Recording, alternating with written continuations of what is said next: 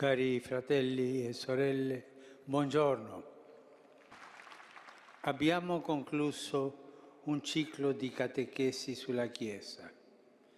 Ringraziamo il Signore che ci ha fatto fare questo cammino riscoprendo la bellezza e la responsabilità di appartenere alla Chiesa, di essere Chiesa, tutti noi.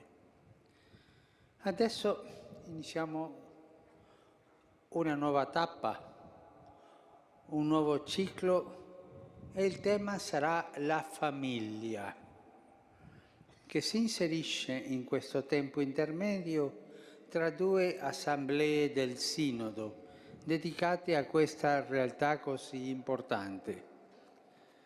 Perciò, prima di entrare nel percorso su diversi aspetti della vita familiare, oggi desidero ripartire proprio dall'assemblea sinodale dello scorso mese di ottobre, che aveva questo tema, le sfide pastorali sulla famiglia nel contesto della nuova evangelizzazione.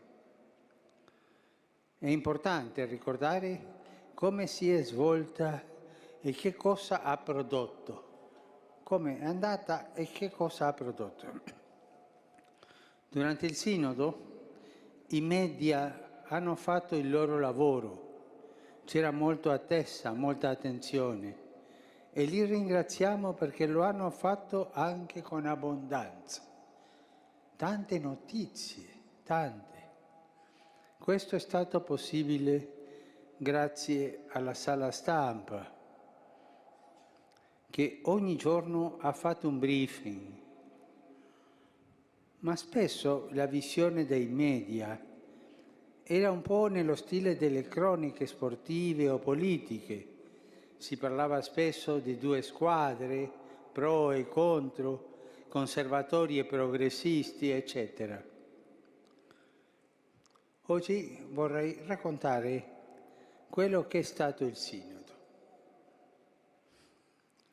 Anzitutto, io ho chiesto ai padri sinodali di parlare con franchezza e coraggio e di ascoltare con umiltà, ma dire tutto che avevano nel cuore, con coraggio. Nel Sinodo non c'è stata censura previa, non c'è stata. Ognuno doveva dire quello che aveva nel cuore, quello che pensava sinceramente. Ma padre, questo farà discussione. È vero, abbiamo sentito come hanno discusso gli apostoli. Dice il testo, è uscita una forte discussione.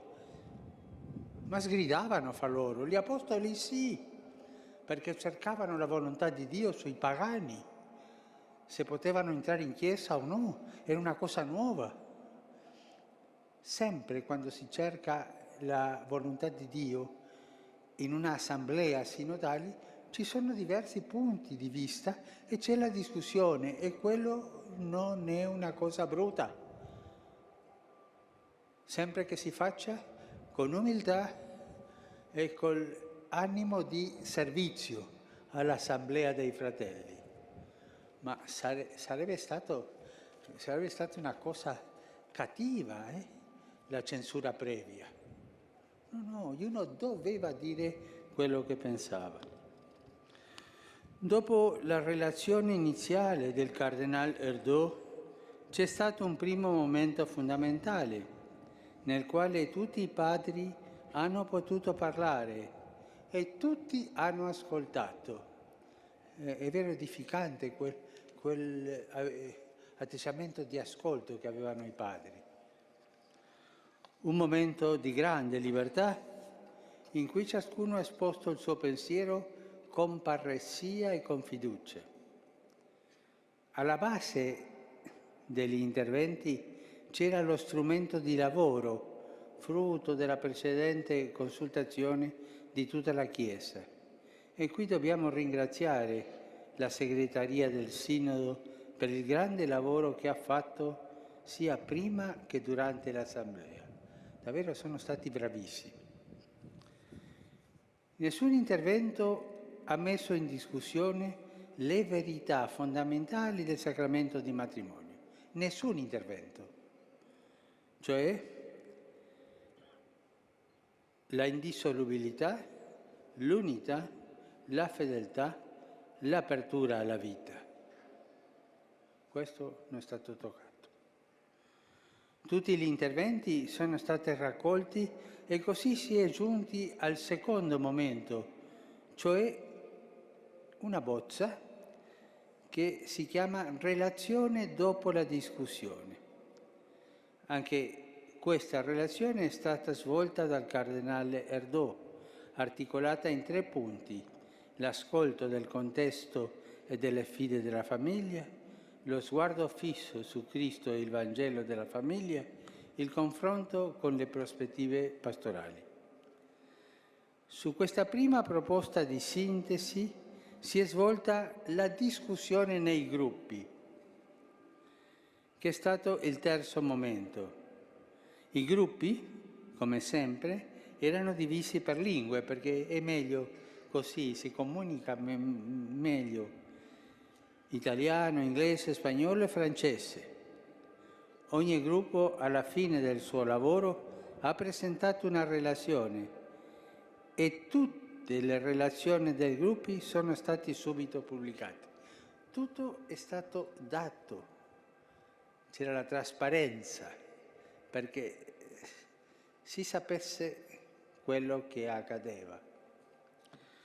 A quel punto, è il quarto momento, una commissione ha esaminato tutti i suggerimenti emersi dai gruppi linguistici ed è stata fatta la relazione finale, che ha mantenuto lo schema precedente: ascolto della realtà, sguardo al Vangelo e impegno pastorale, ma ha cercato di recepire il frutto dalle discussioni nei gruppi. Come sempre è stato approvato anche un messaggio finale del Sinodo, più breve e più divulgativo rispetto alla relazione. Questo è stato lo svolgimento dell'Assemblea sinodale. Alcuni di voi possono chiedermi: ma padre, hanno litigato i padri? Ma non so se litigato, ma che hanno parlato forte, sì, davvero. E questa è la libertà, è proprio la libertà che c'è nella Chiesa.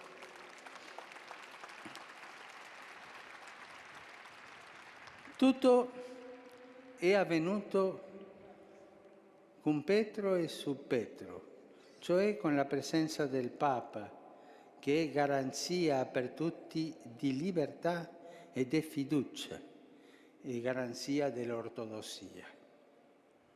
E alla fine, con un mio intervento, ho dato una lettura sintetica dell'esperienza sinodale. Dunque, i documenti ufficiali usciti dal Sinodo sono 3: messaggio finale, la relazione finale e il discorso finale del Papa. Non ce ne sono altri. La relazione finale, che è stata il punto di arrivo di tutta la riflessione delle diocesi fino a quel momento, adesso ieri è stata pubblicata e viene inviata alle conferenze episcopali che la discuteranno in vista della prossima assemblea, quella ordinaria dell'ottobre del 15. Dico che ieri è stata pubblicata prima, era stata pubblicata, ma ieri è stata pubblicata con le domande che si fanno alle conferenze episcopali. Proprio diventa lineamenta del prossimo Sinodo. Dobbiamo sapere che il Sinodo non è un Parlamento. Viene il rappresentante di questa Chiesa, di questa Chiesa, di questa Chiesa. No, non è questo. Viene il rappresentante, sì, ma la struttura non è parlamentaria, è totalmente diversa. Il Sinodo è uno spazio protetto affinché lo Spirito Santo possa operare. Non c'è stato scontro tra fazioni, come in Parlamento, è quello illicito in un Parlamento, ma un confronto tra i vescovi, che è venuto dopo un lungo lavoro di preparazione e che ora proseguirà in un altro lavoro per il bene delle famiglie, della Chiesa e della società. È un processo, è il normale cammino sinodale. Ora questa relazio torna nelle chiese particolari e continua in quelle chiese il lavoro di preghiera, riflessione e discussione fraterna al fine di preparare la prossima assemblea. Questo è il Sinodo dei Vescovi. Lo affidiamo alla protezione della Vergine, nostra Madre, che lei ci aiuti a seguire la volontà di Dio prendendo le decisioni pastorali che aiutino di più e meglio la famiglia. Vi chiedo di accompagnare questo percorso sinodale fino al prossimo Sinodo con la preghiera. Che il Signore ci illumini, ci faccia andare verso la maturità di quello che dobbiamo dire a tutte le chiese come Sinodo. E su questo è importante la vostra preghiera. Grazie.